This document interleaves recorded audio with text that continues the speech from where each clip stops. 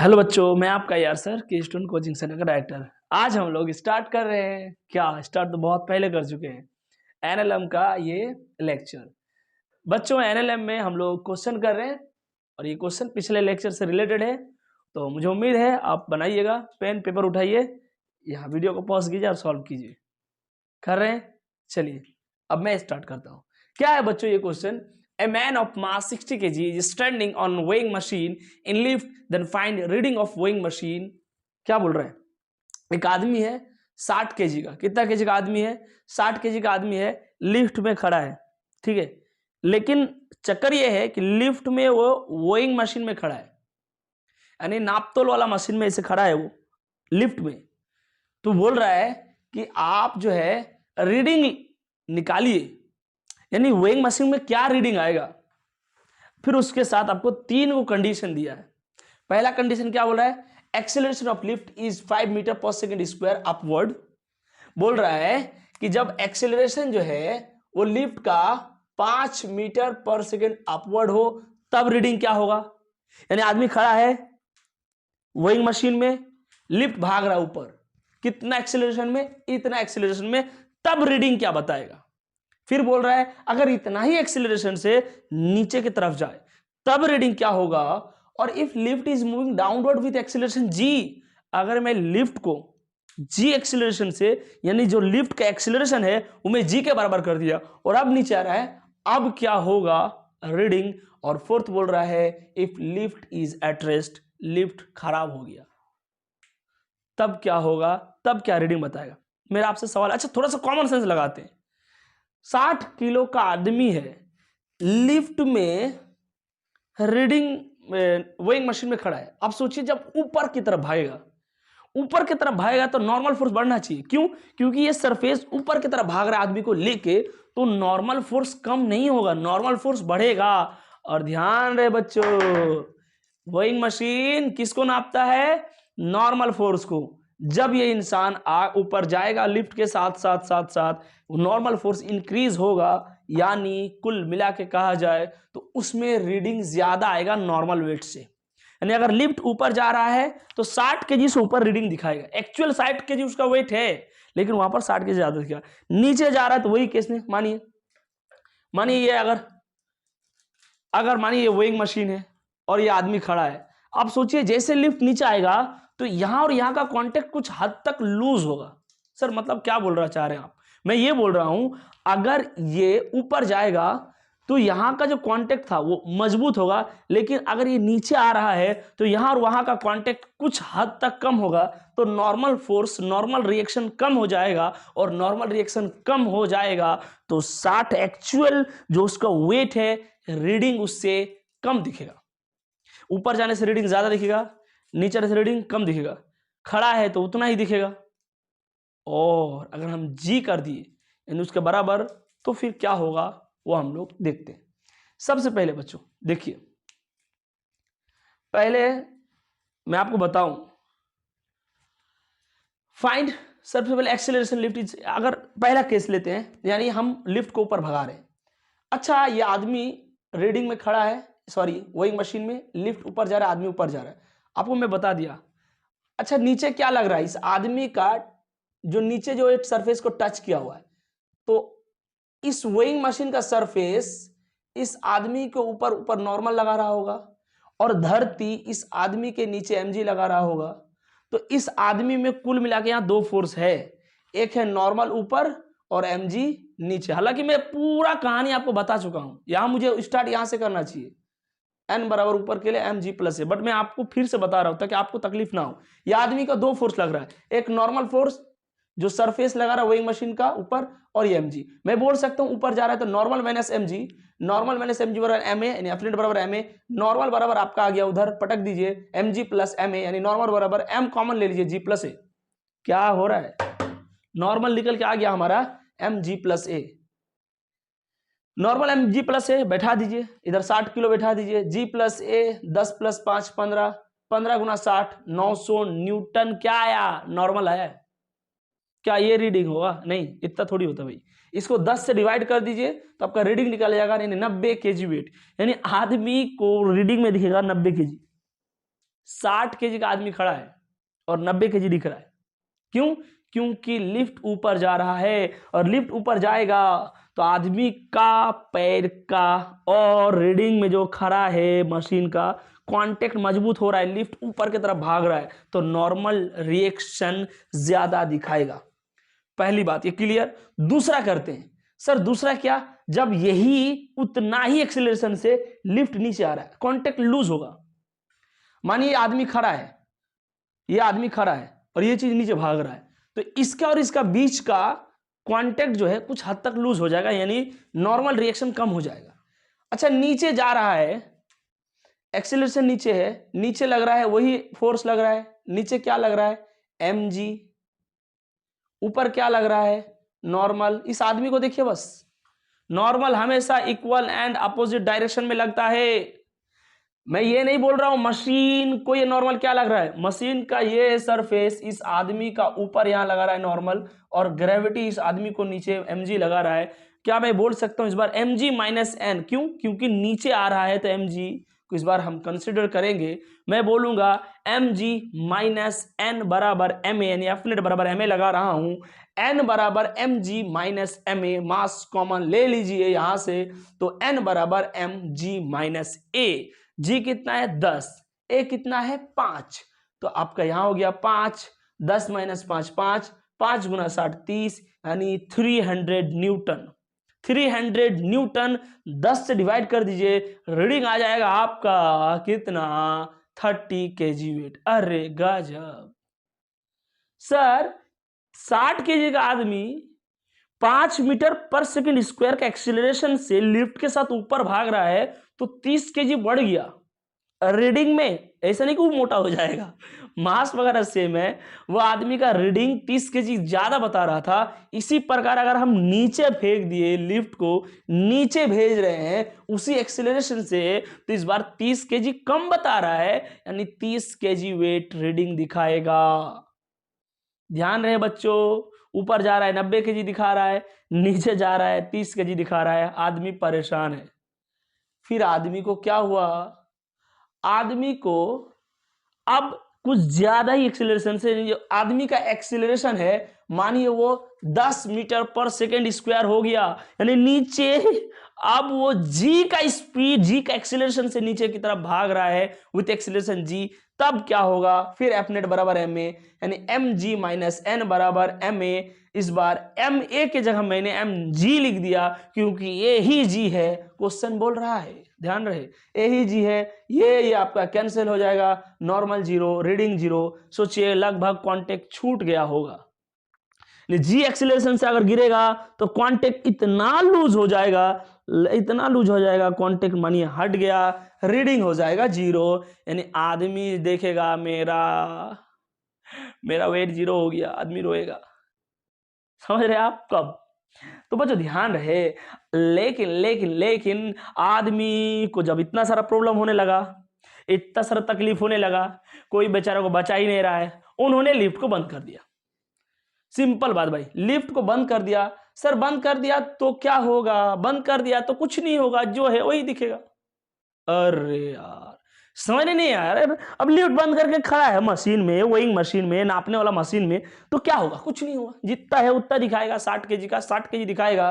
तो n बराबर mg, normal वही m यानी 600 न्यूटन नॉर्मल, यानी रीडिंग हो गया आपका 60 केजी वेट। समझ रहे हैं कि नहीं समझ रहे हैं आप? चलिए अब हम लोग स्टार्ट करते हैं सेकंड क्वेश्चन। क्या बोल रहा है सेकंड क्वेश्चन? ध्यान सुनिए। A man was standing on A weighing machine on lift which was moving upward with acceleration a. After some time it starts moving downward with the same acceleration. If in both the cases the ratio of reading is 2:1, then find the value of a. क्या बोल रहा है आपको? आपको पूछ रहा है सवाल, एक आदमी लिफ्ट में खड़ा था, ठीक है खड़ा था, तो क्या हो गया भाई? कोई बात नहीं, कोई बैठने थोड़ी बोल रहा है, खड़ा रहो। नहीं, लेकिन क्वेश्चन पूछ रहा है तो फिर बोलना पड़ेगा हमें ना। क्वेश्चन क्या बोल रहा है? आदमी लिफ्ट में खड़ा था, अच्छा लिफ्ट ऊपर की तरफ जाने लगा, ठीक है जा रहा है भाई। जिस एक्सीलरेशन से वो ऊपर की तरफ जा रहा था, उतना ही एक्सीलरेशन से कुछ देर बाद लिफ्ट नीचे आने लगा। यहां था, पहले इधर भागा, फिर इधर भाग रहा है। लिफ्ट एक बार ऊपर गया, एक बार नीचे आया, जो एक्सीलरेशन से ऊपर गया वही एक्सीलरेशन से नीचे आया। फिर क्या बोल रहा है कि जो जब वो ऊपर गया था और जब वो नीचे गया था तो दोनों का रीडिंग का रेशियो, यानी ऊपर का रीडिंग बाय नीचे का रीडिंग, जब वो ऊपर जा रहा था तो जो रीडिंग आया था मशीन में, और जब नीचे जा रहा था जो रीडिंग आया था मशीन में, वो है आपका 2:1, काट कुटुंब के इतना आया है। तो बोल रहा है कि फिर तब एक्सीलरेशन बोलना पड़ेगा कि किस एक्सीलरेशन से वो ऊपर गया था और किस एक्सीलरेशन से नीचे गया था। बच्चों ध्यान रहे, क्वेश्चन खुद बोला है जिससे ऊपर गया उतना से ही नीचे गया, अब वही निकाल लीजिए, दोनों का बराबर ही है, रेशियो गिवन है, हमें ज्यादा झंझट में पड़ना ही नहीं है। जब ऊपर जाएगा रीडिंग ज्यादा होता है नॉर्मल से, आपको पता है जब ऊपर जाता है तो हम लोग लिखते हैं नॉर्मल बराबर mg प्लस है। इतना नहीं लिखूंगा यार डिटेल में, यहां से घुमा फिरा के मैं यहां लेके आया था, तो आप ध्यान रखिए जब ऊपर जाएगा तो नॉर्मल होगा mg प्लस है, जब नीचे जाएगा तो नॉर्मल आएगा mg माइनस ए। ये दोनों को रेशियो दिया है 2:1, क्या मैं कट कुटम ये इसे करके एकदम 2:1 दिया हुआ है, कोई दिक्कत नहीं है, कोई प्रॉब्लम नहीं है। क्वेश्चन बोल रहा है मैंने कर दिया, क्या कर दिया, ऊपर का रीडिंग नीचे का रीडिंग। नहीं आ रहा समझ में? अरे भाई आना चाहिए, ये ऊपर का रीडिंग है, जब ऊपर जाएगा तब mg प्लस ए होता है, जब नीचे आता है तो g माइनस ए होता है। 2/a, m से m, मास से मास को काट दीजिए चाकू से, g plus a by g minus a बराबर 2/1। क्रॉस मल्टीप्लीकेशन, इसको इधर इसको इधर मल्टीप्लाई कीजिए और इसको इधर मल्टीप्लाई कीजिए, क्रॉस मल्टीप्लीकेशन जानते हैं ना भाई, इसको इधर कीजिएगा तो क्या होगा, g प्लस ए गुना 1 मतलब g प्लस ए, और इसके इधर करने से 2g माइनस 2a, कुछ इस प्रकार से। आज जब अंदर गुना कीजिएगा 2g माइनस 2a बराबर g प्लस ए। हमने क्या किया, क्रॉस मल्टीप्लीकेशन। अब कोई बच्चा खड़ा होकर नहीं सर ये क्या होता है, ये पता रहना चाहिए भाई, इसको इधर लटका दिए। तो अब क्या होगा सुनिए मजे की बात, सबको इधर लेके आ जाओ, जो भी उधर पड़ा हुआ सबको इधर लेके, इधर जी भी माइनस में चल जाएगा, इधर ए भी माइनस में आ जाएगा, तो मैं कह दूं 2g माइनस जी माइनस 2a माइनस ए, क्या हो गया सर, कुछ नहीं हुआ, थोड़ा सा दिमाग का घोड़ा धरो बस। हमने इधर का सामान उठा के लेके इधर आ गया, प्लस का चीज है सब माइनस हो गया, यानी 2g में 1g गया, 2g ये मोबाइल वाला 2g नहीं भाई, ये ई वाला ग्रेविटी वाला 2g है। 2g माइनस जी माइनस 3a बराबर 0, तो g बराबर 3a, यानी 3a बराबर g। अरे भाई g बराबर 3a होगा ना भाई, तो मतलब वही 3a बराबर g, a बराबर g बटे 3। क्या आया ये, क्या ये एक्सीलरेशन आया है कि इतना एक्सीलरेशन ऊपर गया होगा, इतना एक्सीलरेशन से वो नीचे आया था। अब बच्चा बोलेगा सर g/3 मतलब 10/3 आ रहा है कि नहीं आ रहा है, जी कितना है 10। बच्चों सवाल 2 हम लोग खत्म कर चुके हैं, लेकिन क्या सवाल खत्म हो गया है इस टॉपिक में, ना ना ना, नोट डाउन कीजिए और कुछ सवाल प्रैक्टिस करेंगे आपके साथ, जल्दी से इसको नोट कीजिए। हाँ बच्चों, नोट करने के बाद और देखिए कुछ क्वेश्चन है, उसके बाद नेक्स्ट लेक्चर में नया टॉपिक शुरू करेंगे। तो लिफ्ट से रिलेटेड और जो क्वेश्चन हो सकते हैं, जितना प्रकार का संभावना क्वेश्चन का था, मैंने आपसे सारा क्वेश्चन लगभग करवाया, और 1-2 क्वेश्चन और है। ऐसा क्वेश्चन कराने से क्या होगा, एग्जाम में अगर इस प्रकार क्वेश्चन आता है तो आपको वहां दिक्कत नहीं लेना है, कोई तकलीफ नहीं होनी चाहिए। देखिए क्वेश्चन क्या बोल रहा है, a lift is moving downward with some acceleration if apparent weight of man is in lift is 2/3 times of actual weight, then find acceleration of man. आप पहले क्वेश्चन को समझिए, क्वेश्चन क्या बोल रहा है, एक लिफ्ट है, वो सम एक्सीलरेशन से डाउनवर्ड की तरफ जा रहा है, हमें एक्सीलरेशन पता नहीं किस एक्सीलरेशन से वो डाउनवर्ड की तरफ जा रहा है, यानी लिफ्ट है, ठीक है, लिफ्ट में वोइंग मशीन है, आदमी खड़ा है, ये नीचे जा रहा है। क्या बोल रहा है, जब नीचे जा रहा है तो जो उसका अपरेंट वेट आ रहा है, यानी जब नीचे गया तो उस दौरान जो आप वेट निकालिएगा, आपको खुद पता है वो वेट एक्चुअल वेट से कम आएगा, क्योंकि डाउनवर्ड जा रहा है, आपको पता होना चाहिए सब बात। ऊपर जाएगा एक्चुअल वेट से रीडिंग ज्यादा दिखाएगा, नीचे जाएगा रीडिंग कम दिखाएगा, यानी अपरेंट वेट ऊपर ज्यादा हो जाता है, अपरेंट वेट नीचे कम हो जाता है। तो बोल रहा है जब नीचे जा रहा था तो उसका जो वेट है इतना टाइम्स ऑफ एक्चुअल वेट, यानी एक्चुअल वेट का इतना गुना होता है। तो बोल रहा है कि एक्सीलरेशन क्या होगा, कुछ नहीं दिमाग लगाना है, सिंपल। आपको पता है मूविंग डाउनवर्ड होता है, हम लोग ये फॉर्मूला लगाते हैं, नॉर्मल बराबर mg माइनस ए, यानी नॉर्मल इतना होता है, जब मूविंग अपवर्ड होगा तो g प्लस ए, तो यही हमारा एपरेंट वेट है। अभी एपरेंट वेट हमारा यही है। इसको आप 10 से बस डिवाइड कीजिएगा, आपका एपरेंट वेट निकल के आ जाएगा। तो देखिए मैं बोल सकता हूं कि एपरेंट वेट इतना बराबर 2/3 ऑफ mg, क्योंकि mg जो है वही हमारा एक्चुअल वेट है, आपको पता होना चाहिए। एक्चुअल वेट क्या है तो होता है हमारा mg, जो रियल होता है। ऊपर जाएगा mg से ज्यादा हो जाएगा, नीचे आएगा mg से कम हो जाएगा रीडिंग। तो ये क्वेश्चन के अनुसार हम कर रहे हैं। यहां से उठा के इसको इधर कीजिए, क्रॉस मल्टीप्लीकेशन कर रहे हैं हम लोग, तो इसको हम लोग इधर करेंगे, सॉरी एक तरफ कर रहे हैं खाली, सिर्फ इसको इधर। तो 3mg माइनस ए बराबर 2mg, 3g माइनस ए बराबर 2g, तो 3g माइनस 3a बराबर 2g। तो हम बोल सकते हैं 3a बराबर, सॉरी 3g माइनस 2g आपका आ जाएगा 3a। तो मैं बोल सकता हूं कि आपका g बराबर यानी 3g माइनस 2g, g बराबर 3a, g बराबर 3a, a बराबर g/3। क्या बोल रहा है, एक्सीलरेशन g/3 होगा, यानी इतना एक्सीलरेशन डाउनवर्ड से वो नीचे जा रहा था, तभी उसका actual wait, sorry apparent wait actual wait का इतना गुना हो गया। देखिए और क्या बोल रहा है, if apparent weight of a man is 5/4 of actual weight then find acceleration of man. क्या बोल रहा है, बोले उसका एक्चुअल वेट है, उसका एक्चुअल वेट से उसका एपरेंट वेट जो है वो एक्चुअल वेट का 5/4 गुना हो गया। अच्छा बोलिए तो किसी भी नंबर को, कोई भी नंबर हो, अगर मैं उसको 5/4 से गुना करूंगा, क्या वो नंबर छोटा होगा, कि वो नंबर का वैल्यू रिजल्ट बढ़ जाएगा। अगर मैं 1 को छोड़ के, आप कोई भी नंबर लीजिए, कोई भी होल नंबर बोलिए, आप 1 को छोड़ के मानिए 3 लीजिए, 3 गुना 5/4, 4 गुना 5। एक्चुअली मेरा कहने का मतलब ये है कि जो जिस नंबर से आप मल्टीप्लाई कर रहे हैं उस नंबर से इसका वैल्यू बढ़ाएगा, यानी 15/4 होगा, जो कि 3 से बड़ा है। कहने का मतलब यही है कि जब आप किसी भी नंबर को 5/4 से, जो कि एक्चुअली 1 से बड़ा है, इससे आप गुना कीजिएगा तो वो नंबर जो है एक्चुअल नंबर से ज्यादा आएगा। किसी भी एक्चुअल नंबर से आप इसको गुना कीजिए तो इसका रिजल्ट उससे ज्यादा आएगा। यानी इससे मैं क्या आपको समझाना चाह रहा हूं, बोल रहे जो एपरेंट वेट है वो एक्चुअल वेट का इतना गुना है, यानी एक्चुअल वेट से ज्यादा है।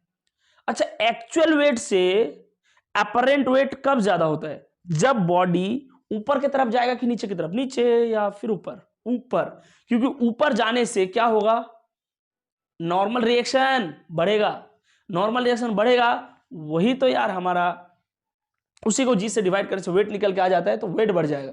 तो हम लिख सकते हैं n बराबर mg प्लस। ये हम क्यों लिख दिए, क्योंकि हम पहले लॉजिक लगाए कि वेट बढ़ा है, और वेट बढ़ा है तो अपवर्ड जा रहा है, और अपवर्ड जा रहा है तो हमें फॉर्मूला पता है, अपवर्ड जाएगा mg प्लस है, डाउनवर्ड जाएगा mg माइनस है, खड़ा रहेगा mg, नहीं आ रहा समझ में, खड़ा रहेगा mg, ऊपर जाएगा mg प्लस है, नीचे जाएगा g माइनस है। तो अब देखिए हम, ये हमारा अपरेंट वेट था, इज इक्वल टू हमने कर दिया, मतलब रियल वेट का 5/4 टाइम्स। खुद बोल रहा है, आप नहीं कर रहे हैं, रियल वेट का ये 5/4 टाइम्स हो गया। रियल वेट होता है हमारा mg, एक्चुअल वेट mg का हम 5/4 टाइम्स कर दे, यहां से आपका mm कट जाएगा, g प्लस a बराबर 5/4g, a बराबर 5/4g माइनस g, ये इस बार आएगा माइनस होगा, काट कूट के आपका लेना देना इधर, एलसीएम लीजिएगा 4, 5g माइनस 4g यानी g/4। ये क्या है, एक्सीलरेशन है। कब, जब आपका एक्चुअल वेट का, जो आपका अपरेंट वेट है एक्चुअल वेट का 5/4 टाइम्स अगर हो गया है, मतलब आपका बॉडी अपवर्ड जा रहा है इतना एक्सीलरेशन से। सर इतना मतलब कितना, 10/4, समझ रहे आप, तो समझिए। अब देखिए क्वेश्चन है, फिर क्या क्वेश्चन है बच्चों, a weighing machine inside a stationary if lift reads 50 kg when a man stand on it, what would happen to the scale reading if lift is moving up?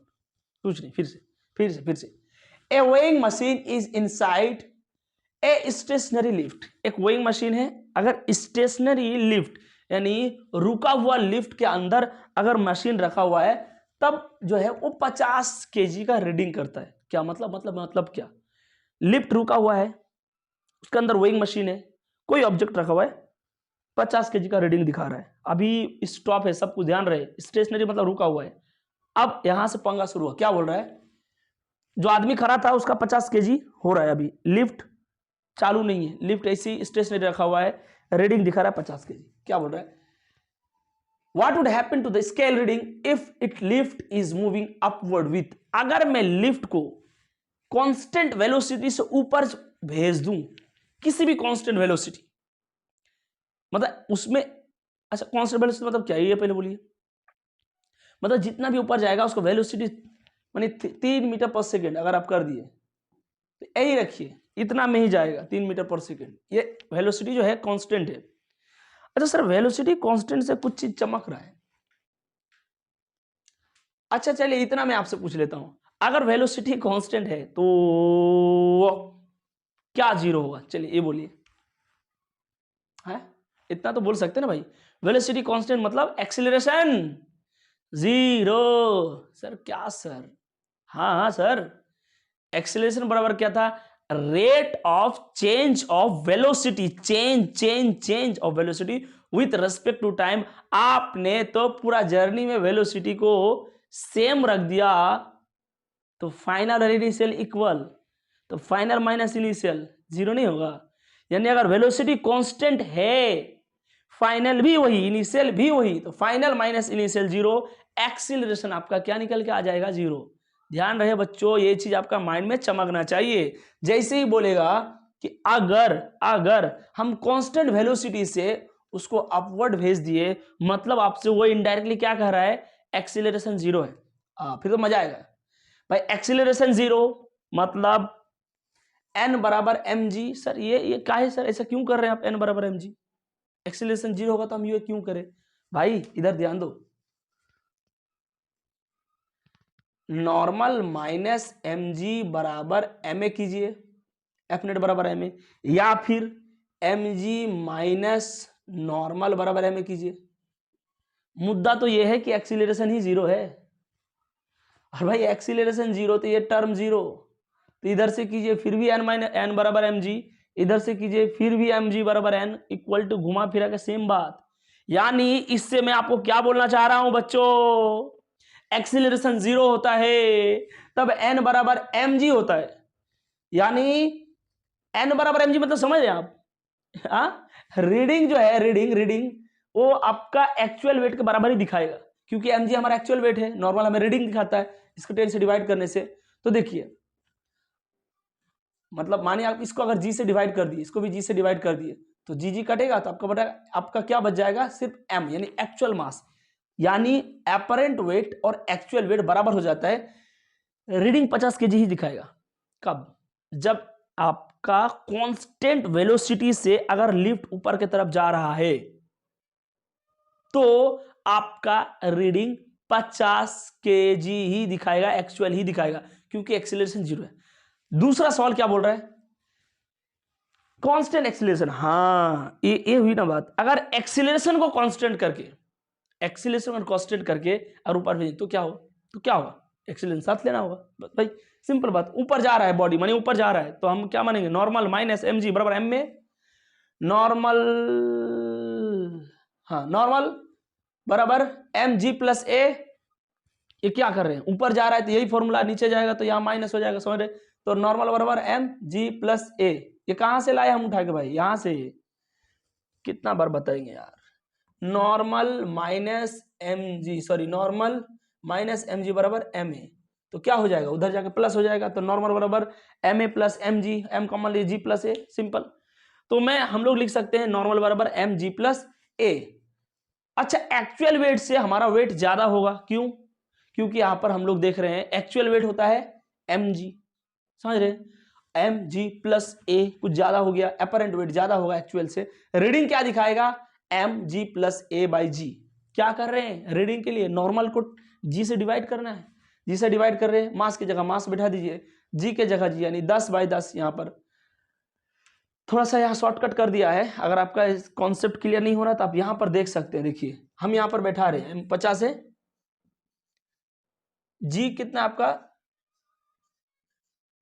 10, जी कितना आपका 10 प्लस ए,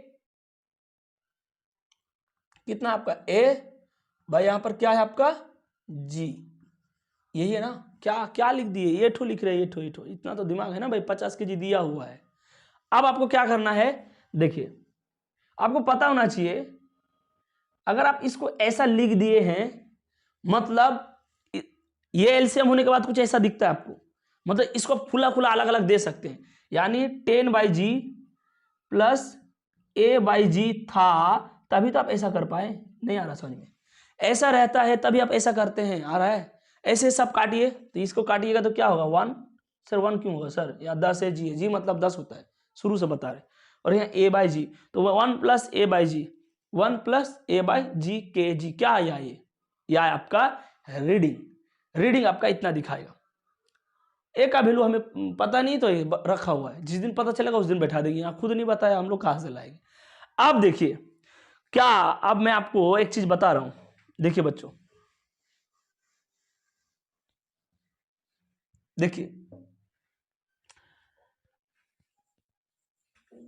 ये जो last वाला question है, ये question कैसा सारा बच्चा गलत करेगा, क्यों?